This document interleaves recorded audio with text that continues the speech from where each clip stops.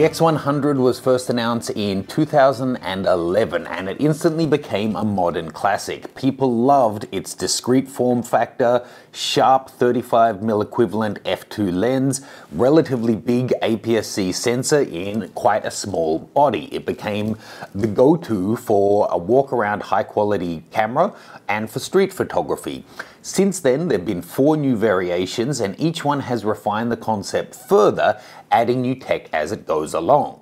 In this video, I'm going to compare all 5 of the bodies and I'm going to explain the refinements, show you hands-on testing, having used them for the last few weeks around Brooklyn, and tell you out of the 5 which one you should consider buying. Huge thanks to KEH Camera for sending out these used cameras for me to compare. KEH have adjusted their way of doing business given this current situation, and they're still available online and on the phone for you to buy and sell your used equipment. They have the world's biggest inventory of used gear and they've been great friends to me personally over the past year. So please check them out at the link below whether you're looking to buy or sell gear. If you're buying, you can get an extra 5% off using the code MATTG, and also follow them on social media because they're putting out all kinds of great content to try and keep us all inspired whilst we're mostly working from home. Now, let me give you an overview of these 5 cameras. Firstly, let's explain the naming. It's the X100, then the X100S, X100T, then F, then V. Pretty simple actually. The X100 was the original, S stands for second, T for third, F for fourth, and V is fifth. So I'm going to run you through each camera explaining what has changed model to model. So the original FinePix X100 was announced in 2011 and it's got a 12.3 megapixel APS-C size CMOS sensor with a low pass filter. It's got a 23mm f2 lens with 8 elements in 6 groups, and that means it has an effective focal length of around 35mm. It's got an ISO range of 200 to 6400, 90% viewfinder coverage, UHS 1 card support, a 49-point autofocus system, 5 frames a second shooting, and a 2.8-inch rear screen. Now, that was a seriously impressive spec list for 2011 for any camera, let alone something so compact like this. But it did have a couple of downsides.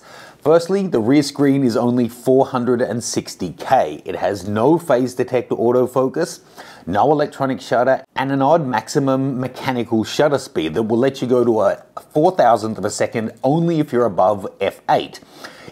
To a 2,000th if you're between f4 and f5.6, and if you're down at below f2.8, only 1/1000th of a second. There's some other features of this that have remained all the way through to the current generation, and that is that they all have an integrated ND filter, built-in flash and hot shoe. They all have film simulations. They're all roughly the same dimensions, give or take 1mm literally throughout the whole generation change. And weirdly, almost the same pricing over 9 years. Now, using the original from 2011 in 2020, it's still surprisingly great, to be honest. For the way I shoot, it's fast enough to get focus. I'm not really missing any features. The handling is nice, the form factor is good, the battery still performs really well. It's still a competent shooter. Now, if you're shooting it alongside a more modern camera, say this is your walk-around camera and you've got a newer camera that's your main camera, then yes, you will notice side by side that this is kind of sluggish, and the 12.3 megapixel sensor is definitely showing its age. But used in isolation, still a great little camera. Next up, the X100S was announced about 18 months after the original, and it has some pretty significant revisions. Firstly, we went from the 12.3 megapixel CMOS sensor up to a 16.3 megapixel X-Trans CMOS sensor. It got an updated processor, increased the EVF resolution from 1.44 megapixel to 2.36, bumped up the frames per second by 1 up to now 6 frames a second. It added phase detect autofocus to the same 49-point autofocus system. It added a new sepia film simulation, 10% better battery life from the same battery, and it kept the exact same price, size, and weight. So in the hand, overall, this is faster and more responsive. The startup is faster, focus acquisition, writing, everything just feels snappier and more responsive, most likely down to the newer processor that this guy has. The 30% bump in resolution is also welcome. It does, however, show up the imperfections in that 23mm f2 lens. Overall, it does fairly well, but wide open, it's quite soft, and when you're shooting close up, everything's a little bit hazy, not as sharp as you would expect from a prime lens made by such a quality manufacturer. But still, this is the exact same lens design as the original from 2011. Overall though, it's a more polished and responsive shooting experience than the original. So another 18 months and another revision, this time the X100T. Arguably, I would say maybe the smallest of the updates among all of the different variations we have here. It kept the same sensor, same processor, but it improved the hybrid OVF-EVF, adding in a manual focus assist and real-time parallax correction. It increased the viewfinder coverage from 90% up to 92%. It added an electronic shutter option that allowed you to go all the way up to 1/32,000th of a second. And it increased the rear LCD from 460K to 1.04 million dots. It also added an intervalometer, a non-standard mic port, USB charging, and a whole bunch of new film simulations. Now, the new viewfinder is really nice, but in the hand, I really didn't notice much of a difference. It's still the same imaging pipeline, same lens, same sensor, same processor. Overall, still the same basic imaging pathway there. Next up, we had a 2-year and 4-month interlude before announcing the X100F, the 4th variation, and this brought a lot of new revisions to the lineup. The image pipeline hadn't really changed in the past 4 years. Here we got a 50% bump in resolution up to a new 24.3 megapixel X-Trans CMOS version 3 sensor. Also a brand new processor, an extra stop of ISO taking us up to 12,800, and a brand new 325 point AF system up from the previous 49 points. Also up to 5 stops of EV, face and eye autofocus, a mechanical shutter that will now do a 4,000th of a second no matter the aperture you're shooting at. It adds a rear joystick, a front command dial, and a jump in continuous shooting up to 8 frames per second. And despite the increase in resolution, more than double the buffer from 25 up to 60 JPEGs. It also has half a dozen new film simulations and a brand new battery that gives us 20% more shots despite all of those other tech advances. And that all added up to a relatively modest, around 7% weight gain, taking us up to 469 grams. But it kept the price the same, still at $1,299, the same as the original from 2011. And still, to get all of that tech into such a small body is really quite impressive. So in the hand, now we're really talking. All of that extra tech really stepped it up to the next level. It's faster and more responsive. The new battery gives us the best battery life of any model so far. However, this did all come at a cost. So it's now been 7 years since the first model, and we've gone from a basic 12.3 megapixel CMOS sensor all the way up to this new 24.3 megapixel X-Trans 3 sensor. Yet we have the exact same lens on both of these cameras. So the image quality issues that we saw from the very beginning when we're shooting close up or wide open are now much more apparent on this much newer and higher quality sensor. And whilst the lens is good in an objective sense, when you're comparing it to what was on the market by that time in 2017, it is starting to show its age. So that brings us all the way through to 2020, a 3-year delay between the X100F to the V, and this again brings a whole suite of updates that really brings it forward into the 2020s, but with one major design change that seems to have polarized Fuji lovers. First up, a whole new imaging pipeline here.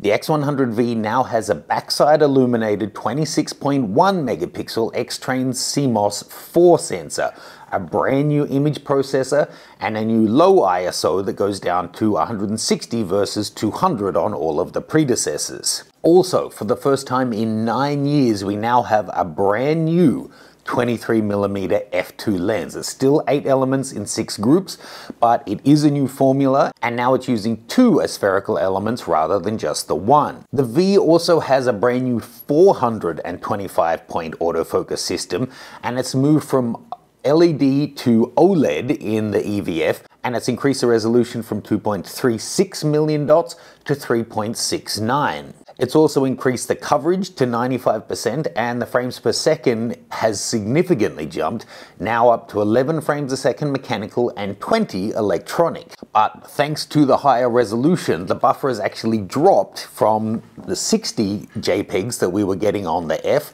down to just 38 on the V. We also now have 4K video, F-Log in video, 120 frames per second 1080, also Bluetooth 4.2, USB 3.1, and another 30 shots per charge from the same battery as the previous one, and as always, even more film simulations. And finally, the showstopper for this camera, the rear LCD is up from 1.04 million dots to 1.62, and for the first time ever in this range, it's now tilting and a touch screen. They've always been fixed screens. Now this is the aspect that has seemed to polarize long-term users the most. It's a difference in body design to the whole system, and for some people it takes it away from what it was originally designed to be. But I would argue only if you want it to take you away from that. I personally find tilting screens really helpful when I'm traveling. When I'm using a bigger camera to get high or low vantage points, I find myself using it a lot. But to be honest, when I was taking these 5 cameras out to shoot around Brooklyn, never once did I use the tilting option. I tend to use these kind of cameras to the eye, never even out like this, and very rarely getting right on the ground. I'm kind of just standing or squatting or bending, that kind of thing, but keeping it to my eye. Having said that, I don't think that's anything to complain about. Having a feature that's optional that may come in handy, I don't think you should really be complaining about it. It's like when someone complains that video has been added, they don't want video because they don't use it. But unless they've messed up the ergonomics by moving controls around to facilitate the video, the fact that it's there, well, you don't need to use it. And it's not like they're charging a huge premium for any of these features now either. Having said that, it has bumped a little bit in price. It's now $1,400, but with all of the new tech and thinking that this was $1,300 back in 2011, and the new one is now $1,400 in 2020, it's actually surprising that the price hasn't jumped that much. But having said that, if I were to go and buy one right now, I wouldn't get the V, I don't think. Out of all of these, well, let me just take a moment and let you guys leave a comment. Out of the 5, which would you be choosing, assuming it's your own money? For me, it's probably going to be the S, although I might get it in the black variation rather than the silver. That's just an aesthetic thing. These are way less expensive. KEH has them for $400 to $500 used, and for me personally, it's a sweet spot. It's got the 16 megapixel sensor, it's got a lot of the features that, at least for me, are valuable. The way I'm going to use it, what you get from the T really doesn't add a whole lot more to it, but I do prefer the 16 megapixel sensor to the original 12, and it's just a great overall package, and at that price, hard to beat. In addition, the F, I think, is quite a good buy as well. It's about $800 used as I'm recording this.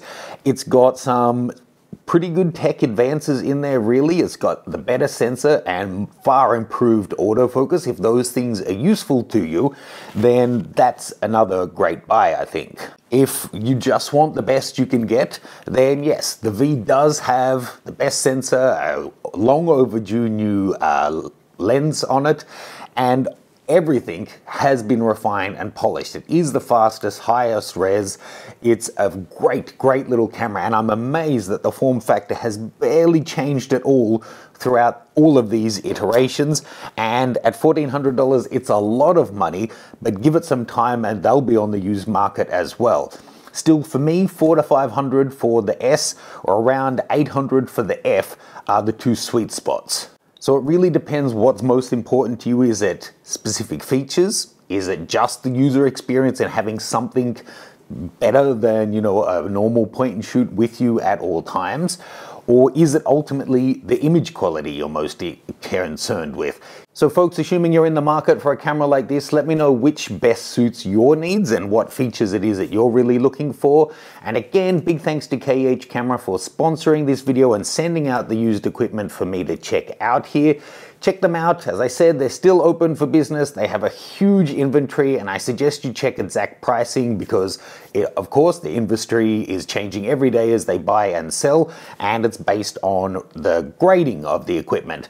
Having said that, no matter what age gear you're getting, you can rest easy with them because they check, test, clean, and guarantee everything they sell, no matter how old it is, so you can buy with confidence. Thanks, folks. Let me know your thoughts. I'll see you soon.